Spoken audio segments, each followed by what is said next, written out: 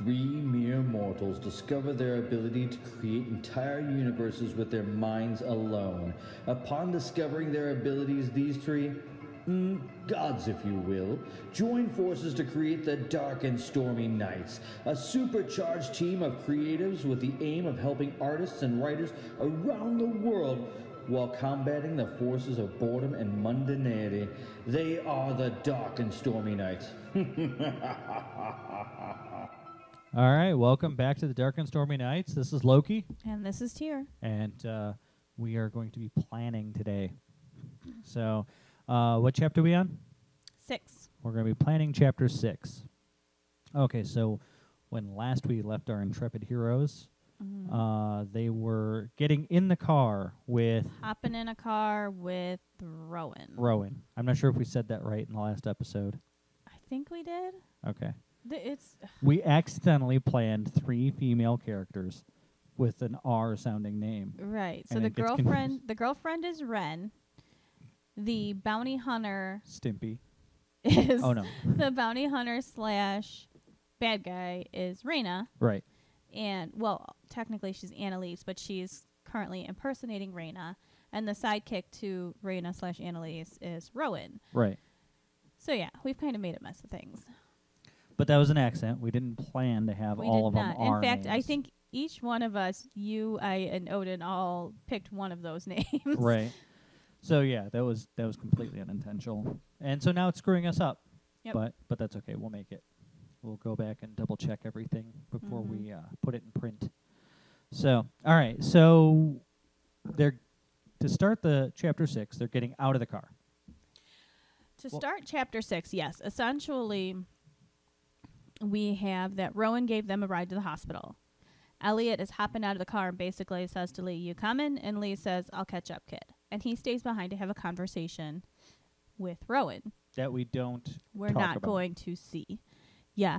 So basically, all the reader will know is that Lee has stayed in the car for a moment to talk to Rowan. We're going to follow Eliot to Pops, and he is going to walk into the hospital room just as the insurance man, a.k.a. Nigel, is exiting. And then he's going to have a conversation with Pops. And this was all plotted out, I think, a couple of episodes ago, where Nigel has given Pops a windfall. And Eliot's not going to find out that that was Nigel until basically the end of the book, when Nigel saves him. Right. So basically Pops is going to do his little, I'm out of the game, kid.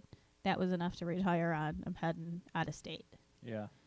And so there's going to be kind of that moment where now Eliot has lost his job, his apartment, everything that he ever owned, Right. and his father figure, or the guy who took him in or gave him a roof or whatever, when he was, we don't really have Eliot's backstory completely pieced out. All we know is that he's basically got no family.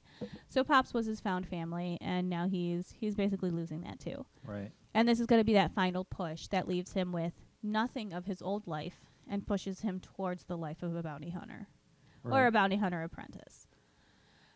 So there's the final push. And then my thought was that basically cutting off the end of their moment, Lee's going to show up in the door, with a frantic message on his phone like, "Kid, we got to move," Right. And it's going to be a matter of, well, that job, that all hands on deck protection detail that he was supposed to have headed to instead of the hospital, this shit's going down. Right. It's going down now. Right. And so they're already late. So And there's already bounty hunters being killed left and right. little do they know, I think that it was triggered by the fact that they cut the battle short, right?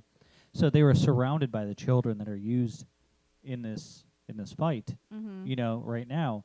And had that fight gone on, it may have never made it to the mansion. Or it might have at least delayed it. Right. So, yeah, one has directly to do with the other, that they left it behind. So those kids headed straight to attack the sorcerer. Right. So. Okay.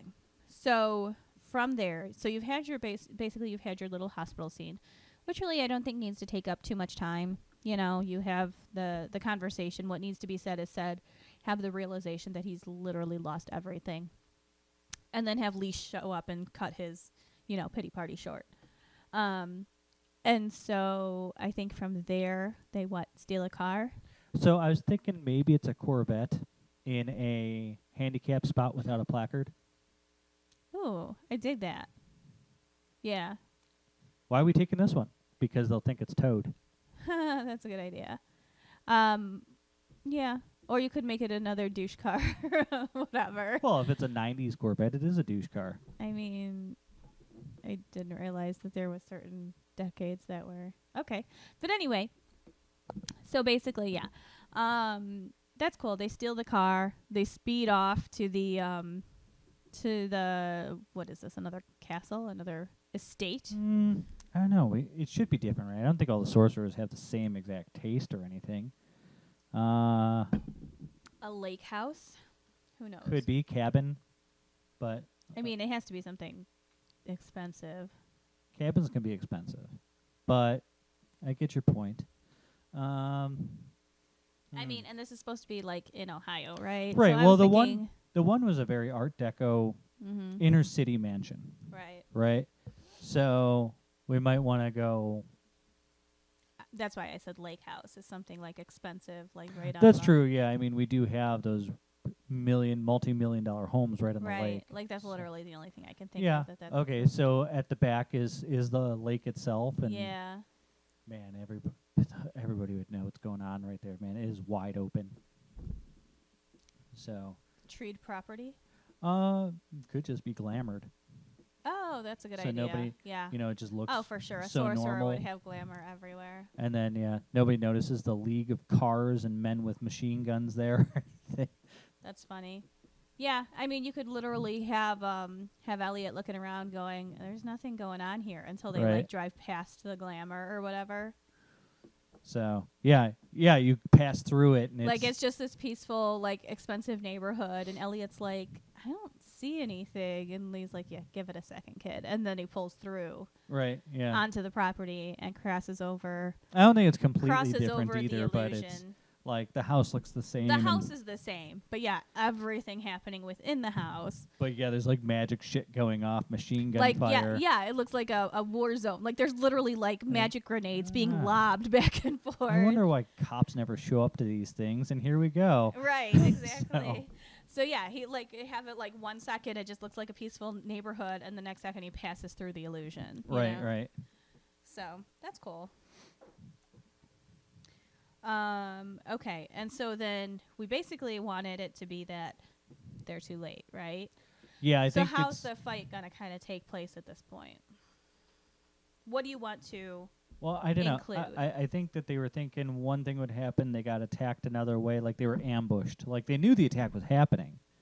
They just didn't understand how, and it just came out of nowhere. Well, and then also they were all expecting a poltergeist or cat shifters or Yeah, they were expecting the wrong things. And yeah, Right. had Lee shared so his idea.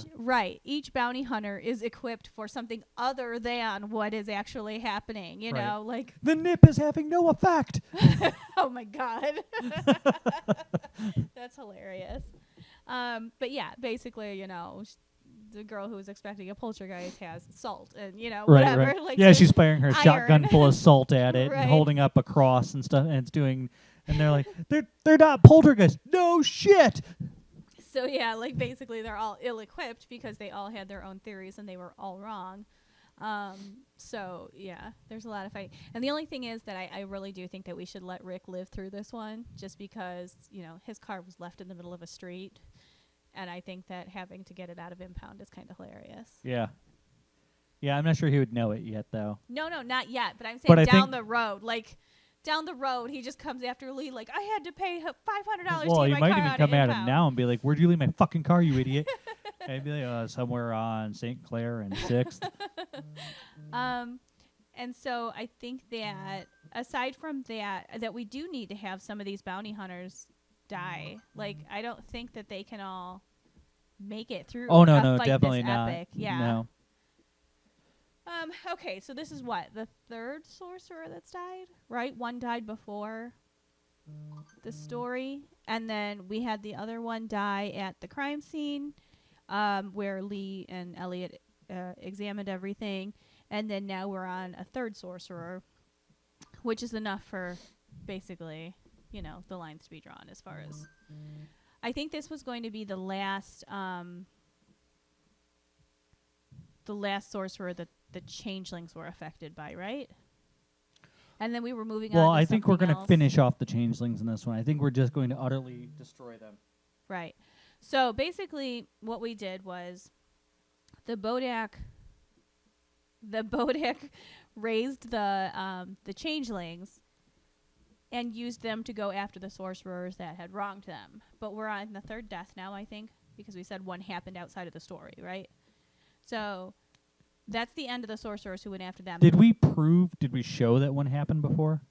No, but didn't we mention it? I don't know that we actually We might have to pieced go it in back and there. put that in there, because I said that that's what should have happened, but I don't know that we ever showed that it did. Right. So- Okay, we'll have to go back to the job and see if it was mentioned.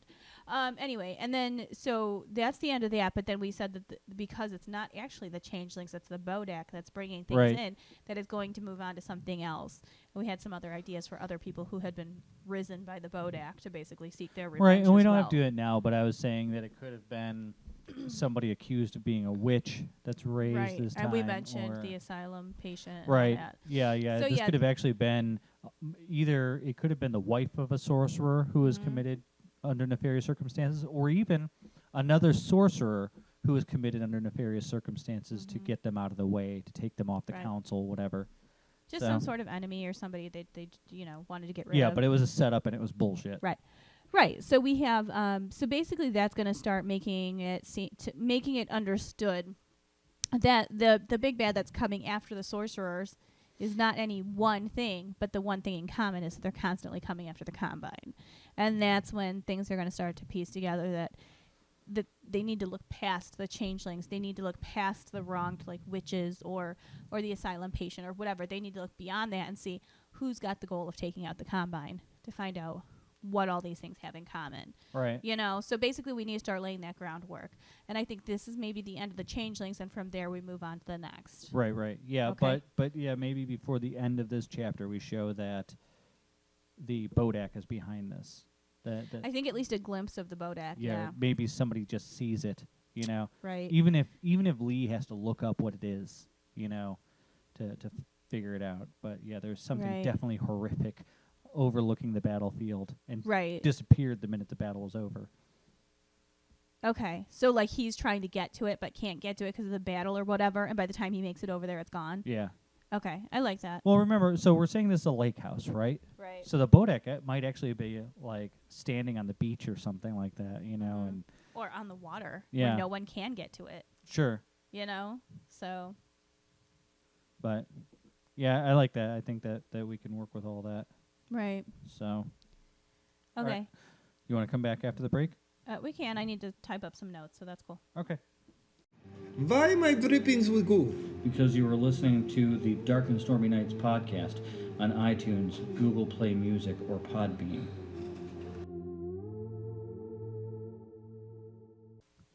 And we're back. Okay, so what we really need to flesh out, I guess, is what happens for the At battle. the battle, right. And we discussed that there is a bubble, I guess, around the property. Like an illusion, yeah, some sort of. Well, I'm It's almost encircled okay. in some way. So the one thing all the sorcerers deal with is a fragment in reality, that they, how they can pass through that portal or whatever like that to go across Right. the world and stuff like that. So I think they're able to fragment reality a little bit. I think they're able to live on the edge of the human world and the Fey world. Right, like in between the planes even. Right. Mhm. And I think that's really more what it is. It's not an illusion so much as this bubble between A the two shift worlds. in the planes. Right. Okay, interesting. So when you pass through that bubble, and Lee, like all hunters right now, is invited in, so you can just pass right into it. Suddenly, you go from normal, shitty Cleveland weather to all-out storm. Here's the thing. You just said that Lee was invited in like all the hunters. So how did the changelings get in? Magic. Okay. So that's just. I mean, we said in the other one. It was probably true that one too. By the way, the last home was also in a bubble. Okay. There's no difference, you know. They said a perimeter of defenses. This one is probably no less protected by an iron barrier than the other one. You know, it's just that the Bodak came in through the lake on this one. You know, Okay. on the other one, the gate protected it on all sides, and this one it's kind of like a semicircle, and the Bodak just came up through the lake, which large bodies of water have been known to be protective by some measure. In this case, it's not helping. So Bodies of water have also been said to be like doorways. portals and doorways, Right, yeah. So it's kind of Okay. So, and we're talking about like the protections of the house and the defenses and basically what's going to happen within the battle. So we said that within this bubble that perhaps this sorcerer, while the other one was good with golems and those kinds of things, constructs, yeah. this one is more elemental, hence the water. Right. Living on the lake and everything. So we wanted to have some kind of elemental defenses. And perhaps when the house is attacked, a thunderstorm, lightning, you know, everything is triggered. Right, yeah. And I don't know, maybe even like some torches. So, you know, like Like fires start? yeah, like it's just he's got like these I don't know, I'm imagining like dishes, either glass or metal dishes where there's fire in the, you know, fire pans or whatever. Like people have them decoratively around their properties sometimes. Okay. And maybe these things are Shooting fireballs? yeah, something. At random? Yeah. That's kind of funny. You know, so it's got this storm raging above with lightning striking down and maybe little whirlwinds. And, like, this could be total chaos. This could be absolute hell. Right. So just like a torrential downpour, lightning, fireballs are being lobbed through the rain. Yeah, and little whirlwinds moving around the property and stuff, throwing oh, things. That's cool. Like, but inside the mansion, maybe absolute peace. Like the sorcerer, before Lee gets there, would have probably been like peacefully watching this whole thing up to the point to where the side of his building got ripped off, and he got ripped to shreds. Mm-hmm. But Lee gets there after that. There's a whole chunk missing out of the Right. mansion. Okay. You know, and the sorcerer's already dead, and the rest of the hunters are fighting for their lives. Okay. Because the Bodak has a slew of magic spells he's using through the changelings. Right. Okay. So that's the other thing we need to figure out is what is it going to be that finally destroys these changelings that can just pick up pieces and put them back together, you know? Right, well, you have to destroy those pieces, right? I mean, if you destroy the changelings, there's nothing to put So back basically together. explosions, fire. Right. And this was that. Maybe that's why he saved this house for last with the changelings, was because it's fire and lightning and stuff like that, the very things that would destroy them. Okay. Of course, the hope is always that they... Would lightning destroy them, or would they just be charred and still moving? Well, I mean, it does have an impact, you know, like lightning is explosive in nature, I guess. Okay. But I'm not All sure right. dead tissue is very conductive. How do we want the bounty hunters involved? Are they going to be attacked by the elemental defenses as well, or? Maybe not, but my thought is that the changelings are grabbing hold of bounty hunters. Oh, and they're getting hit in the crossfire. Yeah. Okay, that makes sense. So yeah, the job is now that the sorcerer is dead, take out as many bounty hunters as you can with you. And what? Oh, earthquakes? Chaos and earthquakes, maybe. It'd be interesting. Maybe that's it. Maybe that's. Localized earthquakes, or maybe just the ground shakes and cracks open in some places and things fall through. Maybe.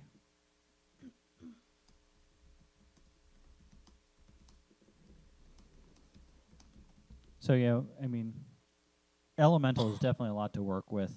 It Yeah. is. It is. What was I going to say? Oh, the bounty hunters. How devastating is this going to be to them? Maybe half of them. Wow, that's a lot. How many are there? I don't know. What sounds like a good number? I assume that there was like 20-something of them to begin with. Uh-huh. So yeah, maybe there's So you were going to cut the whole bounty hunting. maybe there's like a dozen left. Wow. Okay. And out of that, you have Raina and Rowan as two of them that are left. So really, there's less than half. So this is going to be a pretty devastating hit to them. Yeah, they're That's going to need to gonna be- recruit after this. That's going to be like a pretty somber moment. And you want Lee to just kind of like walk away unscathed? No, I think that Lee is going to go for the Bodex, thinking that's the real problem right there. Like recognizing He's right. that's the issue, and he's going to run for it. And I think what's going to happen is he's going to get buried partway in sand as he goes for it. Just the elemental shit like sucks him in, and he can never get to it. Like a quicksand pit or something? Yeah. Huh, that's interesting. So yeah, he gets stuck, and Eliot has to help dig him out or something to, and they never get to it. But in the process, the children are ripped to shreds. Okay. This is starting to sound a little HBO with HBO? with killing children and stuff like that. Oh. Okay. Was there anything else that we needed to address from the previous chapters? Yeah, that's a question, isn't it? Well, this is the first time they see the Bodek. Do we need to discuss Lee's suspicion of Raina and Rowan, especially now that he sees that everything they did in this battle had zero effect? I think that maybe... And not a single child latched onto them to... Oh, that's something. Maybe at the end of the battle, in the aftermath, everybody has cuts and there's dead bounty hunters littering the field. Right. There's, they're beaten, they're bitten, they're cut up, they're singed from the fireballs.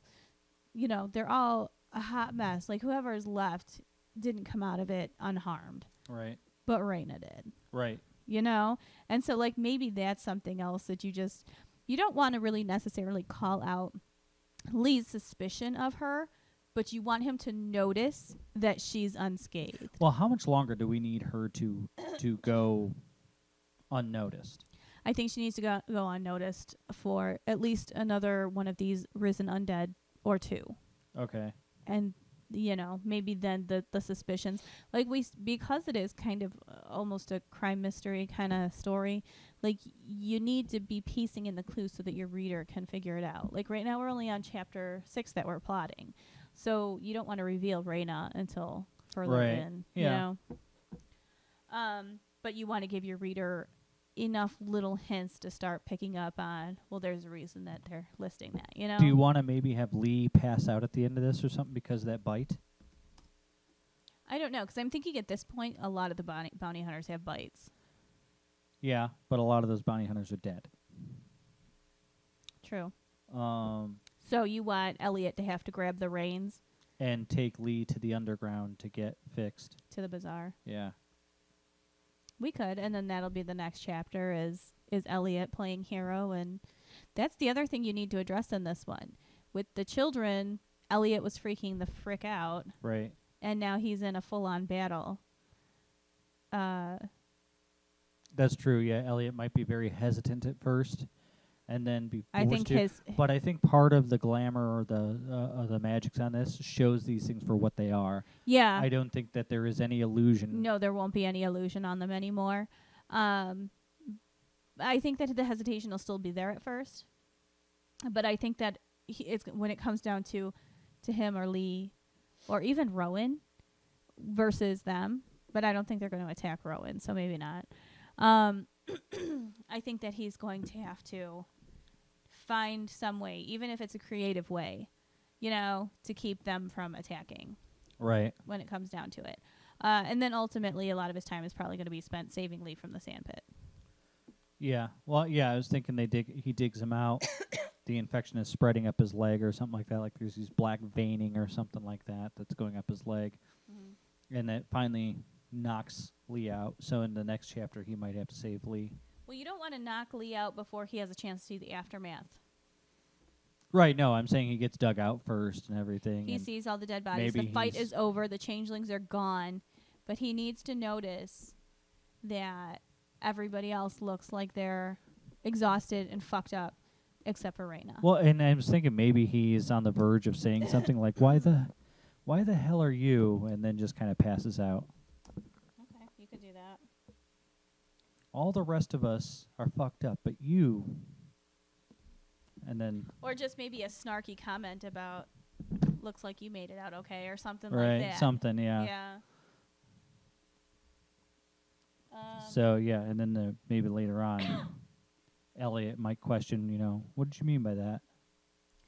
Like down the road. Yeah. Well, first off, Eliot has to deal with, and Eliot's not the kind of person to, I don't think, piece things together so well just yet. I think he's got to be forged into that.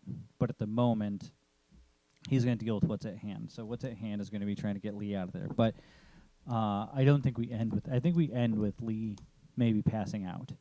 We end the whole chapter with Lee passing out. You can, if he's going to rush him to the underground, he'll do that in the next chapter or whatever.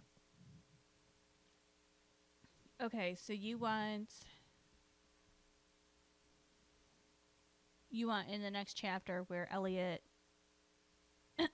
goes back to the wallpaper store dragging Lee somehow? Yeah. He figures out some way to drag him into the wallpaper store, tells him he needs help. I need to see. I forgot what I named her. But I don't remember either. the dragon lady. I mean, you might call her the dragon lady, which might be insulting. Or was there some conversation that they had to get him to Zana, I think it was. No, the wallpaper clerk. Wasn't there some conversation that Lee had with her to get access? Yeah, Disco Dragon. He needs to ask for Disco Dragon wallpaper. So maybe he goes in there with Lee, and the lady's like, how can I help you, or whatever? And he's like, you need to let me back in. And she's going to be like, sorry, kid, I need to know what you're looking for, Right. And he has to rack his brain to try to remember what it was that Lee asked for to get back there, or whatever it was. Like, it's a password or whatever. Right. And she can't let him back unless he has that. Right. So And maybe he even comes out with finally to get let back there, though. I don't have time for your Disco Dragon bullshit. And she goes, that's all I need to hear, sweetheart. Okay, so that's something. And he wheels him down there on like a wallpaper dolly cart or something. Yeah, I mean, he could find he could have found a dolly at the house. You know what I'm saying? Just went to the garage to grab some. Could have been a wheelbarrow. Now, here's the thing. Are you stuck on him going back to that same lady? Or what if he ends up dealing with another? I mean, if you've got something else. No. I'm just saying, like, what if he goes, like, he gets stopped by another who happens to recognize Lee? Well, now Eliot doesn't know about the whole life debt thing or anything like that, so he might be naive enough to just. That's what I'm saying. He plans his own deal and it ends up costing him something. The problem is that Eliot doesn't have much. Yeah, he doesn't, and like I said, he doesn't understand the life debt thing. Humans screw each other over all the time, but you don't have that choice when dealing with fae and demons. So you owe and you will Maybe pay. he comes across a creature that has dying plants and he offers to bring them back to life. I don't know, because he was an agriculture major. Oh, I've got a green thumb. They look pink. Yeah, I don't know. We'll work that out in the next plotting episode, I'm sure. Okay. For now, do you have enough for your chapter? Do you need I think I can work anything with it. else? I think I can work with it. Okay. So we'll make it happen. There's probably more than enough there. The battle might be a little heavy, but because I don't see much going on at the hospital. No, I think it's going to be a pretty quick conversation, and then Lee interrupts and cuts it short, and off they go. Like it's an emergency to whatever. He's getting bombarded by texts and calls. So Right. Yeah, and they just gotta get there. And by the time they get there, it's just too late. yeah, it's Battle too late to fix ensues it. and Right. So yeah, it's gonna be very action packed, which I like. I like a lot of action. I think I'm better. Yeah, at I'm writing glad action. you got this one instead of me for sure. That's I'm much better at action than conversation. Yeah. So okay, then we'll pick this up next week. Don't forget to follow us at the Dark Stormy K1 on Twitter, Dark and Stormy r/Dark and Stormy Nights on Reddit, or go to the Dark and Stormy Nights.bigviziermedia.com, or check out Tears Works at Nova Drake Writer on Twitter, and where else? The website is novadrake.vegthisyearmedia.com. We'll talk to you next time. Thanks. Bye.